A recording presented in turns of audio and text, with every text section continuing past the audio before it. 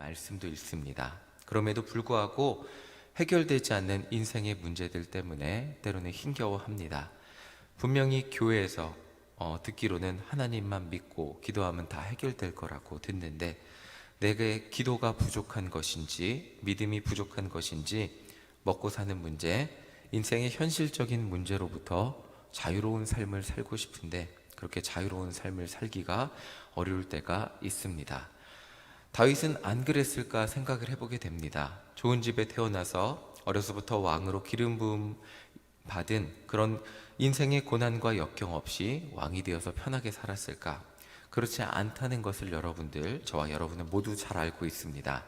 어제 말씀을 들어서 아시겠지만 왕이 되기 전에 다윗은 사울 왕이 자신을 죽이려고 쫓아다닌, 그렇게 도망다니며 살아야 했습니다. 왕이 되어서도 아들끼리 칼부름이 일어났고 결국 아들이 자신에게 반란을 일으키기까지 했습니다. 그러나 다윗은 이렇게 인생의 수많은 고난을 경험했음에도 어제 우리 함께 본 말씀 1절인데요. 한번 1절 찾아서 읽어볼까요? 18장 1절입니다. 1절에 이렇게 고백을 하고 있습니다. 이게 다윗의 인생의 결론과도 같은 고백인데 우리 함께 읽어보겠습니다. 시작. 나의 힘이신 여호와여, 내가 주를 사랑하나이다. 한평생 수많은 고난을 당한 다윗의 입에서 나온 결론과도 같은 고백이 이 말이라는 거예요. 나의 힘이신 여호와여, 내가 주님을 사랑합니다. 인생의 수많은 역경과 어려움을 통해서 깨달은 이 주옥 같은 한마디, 나의 힘이신 여호와여, 내가 주님을 사랑합니다 라는 고백입니다. 다윗이 깨달은 것은 인간이라는 연약한 존재가 결국 인생이라는 그 험난한 길에서 하나님을 의지하지 않고는 인생을 온전히 살 수 없다는 것을 깨달았다는 것입니다. 자, 이제 오늘 말씀으로 돌아와서 30절 함께 다시 한번 읽어보겠습니다. 30절 읽어보겠습니다. 시작. 하나님의 도는 완전하고 여호와의 말씀은 순수하니 그는 자기에게 피하는 모든 자의 방패시로다. 남들이 보기에는 세상 모든 것을 가진 왕 같아 보였지만 그가 왕의 자리에서 세상의 모든 것을 좌지우지할 수 있는 것 같이 보이는 왕의 자리에서 고백하는 것은 하나님께 피해야 산다는 겁니다. 이 세상 그 누구도 예외가 없다는 거죠. 하나님이 구해주지 않으면 이 세상 그 누구도 살 수 없다는 거죠. 이것이 그의 인생의 결론과도 같은 말이라는 사실을 오늘 우리는 묵상해 보아야 합니다. 재미있는 사실은 다윗은 고난만 당한 사람은 아니었다는 거죠. 고난도 많았지만 고난보다 인생의 성공의 열매를 더 많이 누리고 산 사람이었습니다. 그러나 다윗은 이런 고난을 경험했기 때문에 자신이 이룬 업적을 이렇게 고백할 수 있었던 것입니다. 39절 한번 읽어보겠습니다. 우리 39절입니다. 시작. 주께서 나를 전쟁하게 하려고 능력으로 내게 띠띠우사 일어나 나를 치는 자들이 내게 굴복하게 하셨나이다. 하나님을 믿어도 인생의 수많은 업적을 자신이 이룬 것으로 포장하기 좋아하는 것이 사람의 마음입니다. 내가 한 것처럼, 내가 잘난 것처럼 내가 나의 노력을 강조하는 것이 인간의 본성일 수 있습니다. 그러나 다윗은 자신이 이룬 모든 승리가 그저 하나님의 은혜임을 고백하고 있습니다. 결국 다윗이 깨달은 승리하는 인생의 비결은 어떤 순간에도 하나님을 의지하기를 포기하지 않고 살아가는 인생이 되는 것입니다. 우리가 착각하기 쉬운 것이 있다면 하나님을 의지한다는 것은 나의 삶에 지금 내 삶에 내가 어떻게 사는 것과 상관없이 그냥 기도로만 하나님 도와주세요 라고 그렇게 기도하는 것만 하나님께 의지한다고 우리가 착각할 수 있습니다. 그러니까 내 삶은 변화되지 않은 채, 내 삶이 하나님께 어떻게 드려지지 않은 채 하나님께 그냥 도와달라고 말하는 그것으로만 하나님을 의지하는 삶이라고 오해할 수 있습니다. 그러나 다윗의 고백과 삶을 보면 그것이 아니었음을 정확하게 우리는 알 수 있습니다.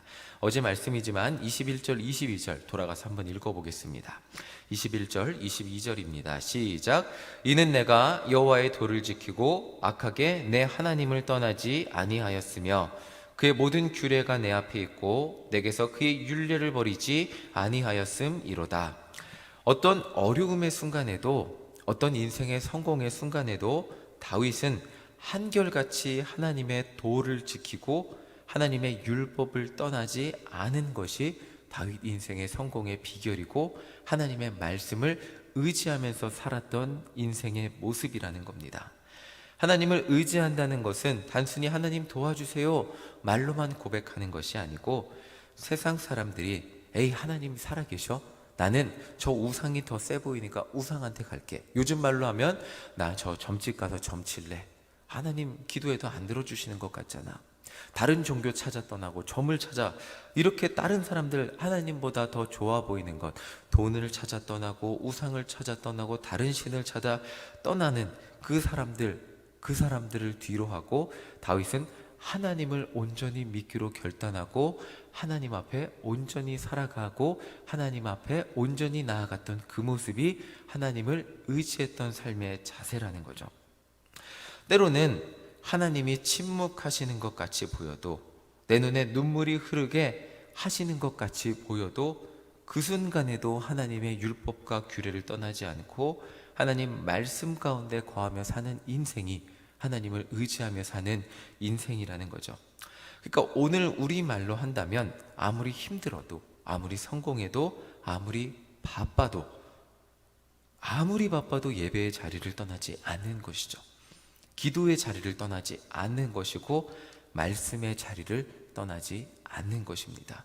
인생이 부유할 때나 가난할 때나 편할 때나 힘들 때나 한결같이 하나님 안에 거하며 살았던 인생이 하나님을 의지했던 다윗의 인생이었다는 거죠. 하나님의 마음에 합했다는 다윗 왕을 통해 알 수 있는 것은 인생의 고난의 시기가 없는 사람은 없다는 것입니다. 눈물 골짜기가 없는 사람은 없다는 것이죠. 때로는 하나님은 그 사랑하는 자녀가 사망의 음침한 골짜기를 걸어가게도 하십니다. 그러나 다윗의 고백처럼 사망의 음침한 골짜기를 두려워하지 않을 수 있는 것은 하나님이 다윗이 드리는 예배의 자리 가운데 함께 하시는 분이라는 고백이 있었기 때문입니다. 내가 아무리 사망의 음침한 골짜기에 있어도 내가 주님 앞에 예배 드릴 때 하나님은 나와 함께 하십니다. 내가 주의 말씀을 묵상할 때 하나님은 나를 깨닫게 하십니다. 내가 주님 앞에 나와 기도할 때 오늘도 나에게 그 사망의 음침한 골짜기에서도 새 힘을 주시는 분입니다 라는 믿음의 고백이 있었기 때문입니다. 따라서 성도의 승리의 비결은 예배, 기도, 말씀입니다. 우리가 너무나 잘 알고 있는 신앙의 기초이죠. 하나님은 예배를 통해 고난당하는 성도들을 만나주시고 새 힘을 주십니다. 하나님은 기도를 통해 고난당하는 성도들의 마음을 위로해 주십니다. 하나님은 말씀을 통해 고난당하는 성도들에게 하나님의 진짜 뜻이 무엇인지 깨닫게 하십니다. 묵상하게 하시죠. 결국 다윗의 고백을 통해 우리가 깨닫게 되는 것은 하나님을 진짜 온전히 의지하는 성도의 모습입니다. 그 성도의 모습은 우리가 잘 알고 있는 신앙의 기초를 변함없이 지키고 살아가는 성도라는 것입니다. 제가 요즘 화요일, 목요일 러닝센터를 다녀요. 저녁 7시부터 8시 반까지 달리기 센터를 다니는데 제가 다이어트하고 1년 반 정도 혼자 뛰었더니 슬슬 몸에 한계가 오기 시작했습니다. 이 장경인대라고 고관절부터 시작해갖고 무릎까지 이어지는 그 장경인대에 통증이 오고 좀 멀리 뛰고 오면 저희 아내 맨날 놀려요. 절뚝거린다고. 이렇게 계단 내려갈 때 절뚝절뚝 내려가거든요. 더 멀리 잘 뛰고 싶은데 몸이 힘들어서 더 이상 이제 빨라지지도 않고 그리고 이제 통증도 오고 이래서 그런 상황에서 이제 만리동 여기 손기정 체육센터가 있어요.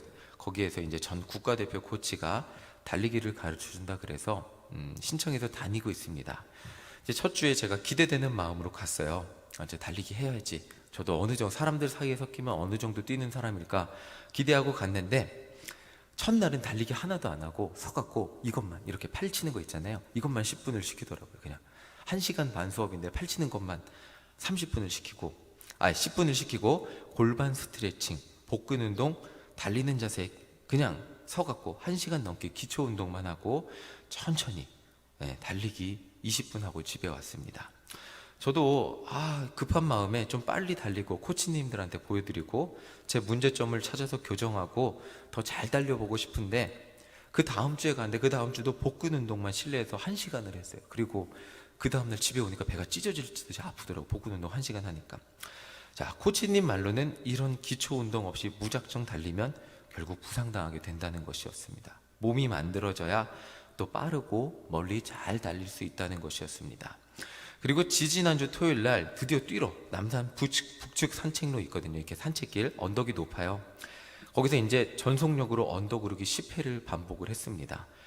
진짜 빠르게 뛰더라고요. 근데 4회쯤 하는데 도저히 못 따라가겠는 시점이 왔습니다. 내가 이거를 어떻게 10번을 하지? 막 숨이 여기까지 차갖고 어지러워서 쓰러질 것 같은데 한 7번쯤 하니까 도저히 서 있을 힘도 없어서 기진맥진 간신히 따라만 가는 상황이 되었습니다. 그제서야 이제 코치님 한 말이 무슨 말인지 알겠더라고요. 기초가 안 되어 있으면, 체력이 안 되면 제대로 뛸 수 없습니다. 작은 언덕을 만나도 포기하고 싶게 되더라고요. 신앙생활도 마찬가지입니다. 당장 100m 달리기처럼 한번 전속력으로 뛰고 마는 것이 신앙생활이 아닙니다. 막 통성으로 기도하고 막 눈물 흘리고 막 성령 받고 집에 돌아가면 교회 다니지 않는 사람처럼 사는 게 신앙생활이 아니잖아요.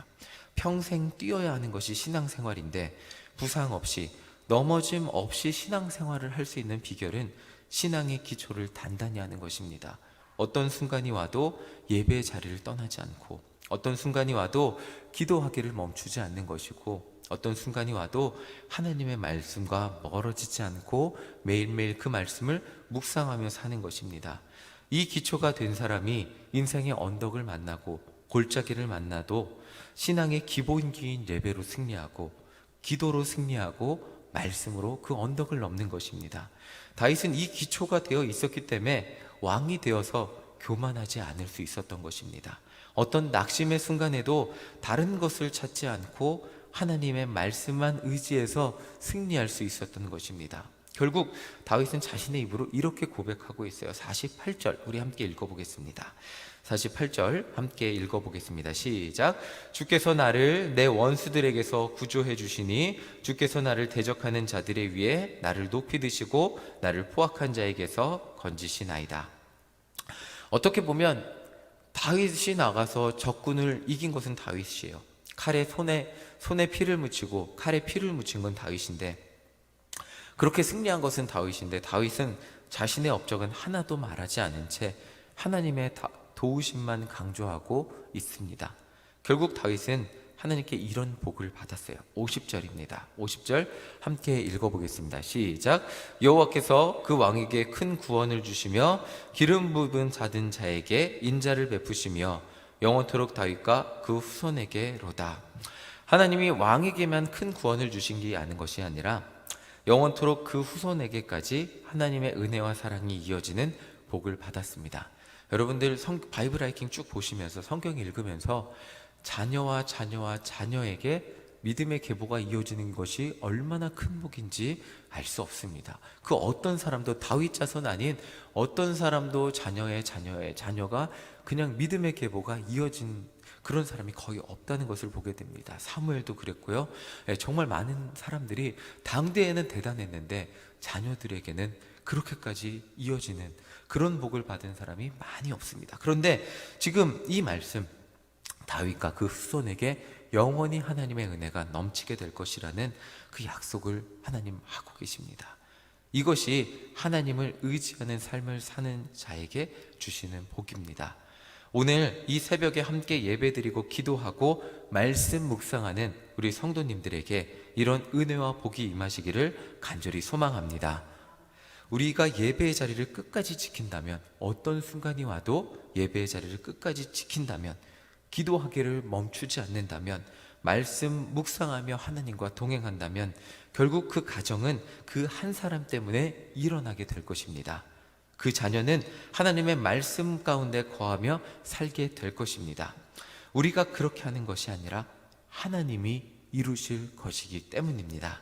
오늘도 우리의 가정과 일신교회 큰 일을 이루실 하나님을 기대하며 매일매일 우리가 하나님을 의지하는 자의 삶을 살아가는 우리 모두가 되시기를 간절히 소망합니다. 코로나19 가운데 코로나19보다 더한 것이 찾아와도 우리는 매일매일 예배 자리를 지키는 하나님의 자녀가 되시기를 간절히 소망합니다. 기도의 자리를 떠나지 않는 하나님의 자녀가 되시기를 간절히 소망합니다. 말씀으로 승리하는 하나님의 자녀가 될 때 어떤 어려움이 찾아와도 하나님의 손 붙잡고 사망의 음침한 골짜기가 찾아와도 해를 두려워하지 않을 것은 주께서 나와 함께 하시기 때문이라 라고 고백하며 주께서 나에게 큰 상을 베푸시는 것을 우리의 믿음으로 고백하는 우리 모두가 되시기를 간절히 소망합니다. 아멘.